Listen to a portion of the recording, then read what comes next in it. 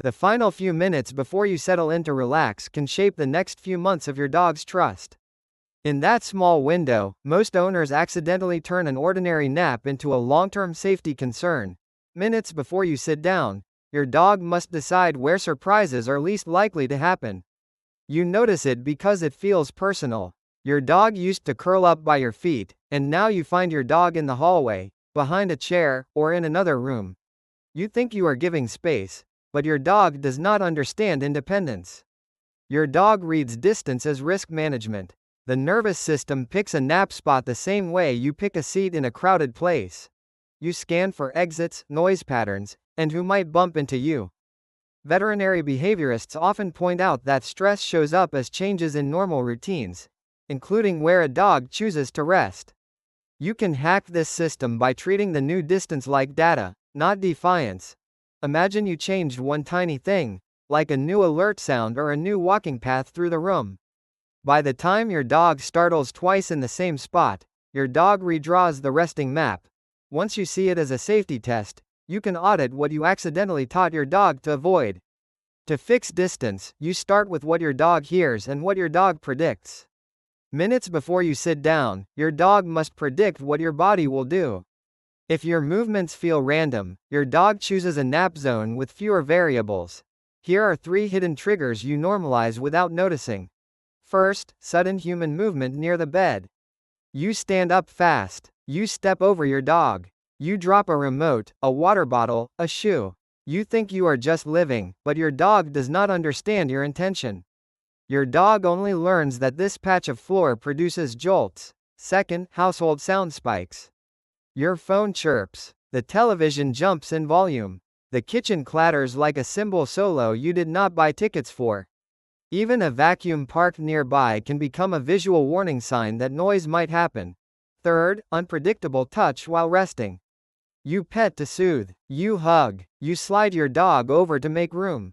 The golden rule of naps is this: sleep requires control. If touch arrives without warning, your dog stays lighter, then leaves. Applied animal behavior work describes the startle response as fast, and the recovery as slower. That recovery time matters. Imagine your dog finally dozes, then a pan clangs. By the time your dog relaxes again, you shift your legs and the cycle restarts. To fix it, you build a quiet corridor. You lower alert volumes. You add rugs or soft pads to blunt impact noise. And you adopt one rule that changes everything. You do not touch a sleeping dog unless you truly have to. Once noise is handled, the next layer is how your space blocks escape. You already reduced the startle load, so now you check the geometry of safety. Minutes before you sit down, your dog must know how to leave without negotiating with your furniture. The golden rule of resting safety is this: your dog needs a clear exit line and a predictable boundary. When that disappears, distance becomes the backup plan. Here are 3 layout mistakes that quietly push your dog away.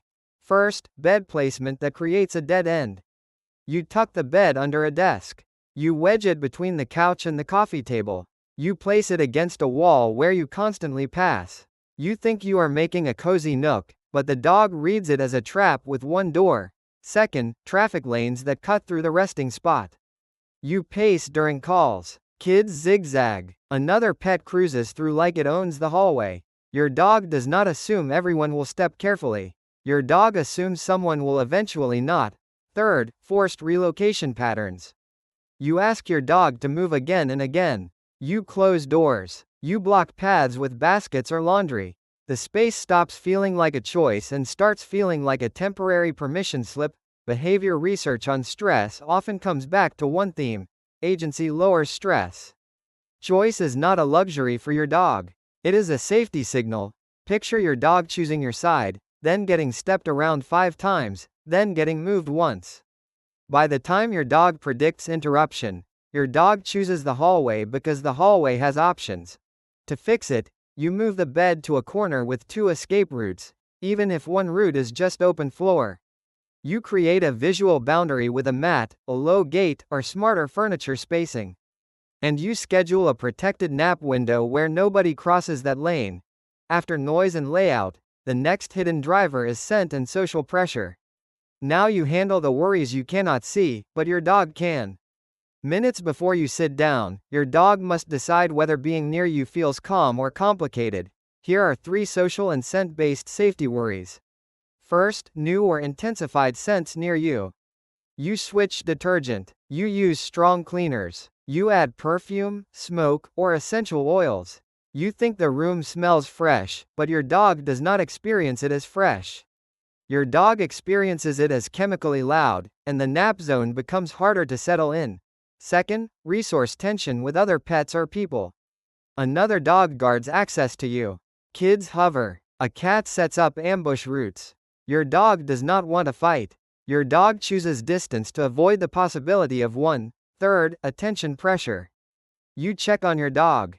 You reward clinginess. You stare, talk, and reach. You think you are comforting, but your dog does not understand comfort as constant contact.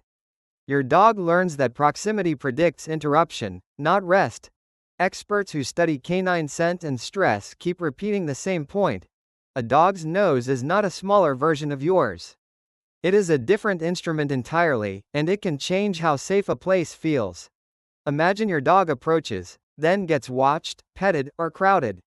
By the time your dog tries to settle, something happens again.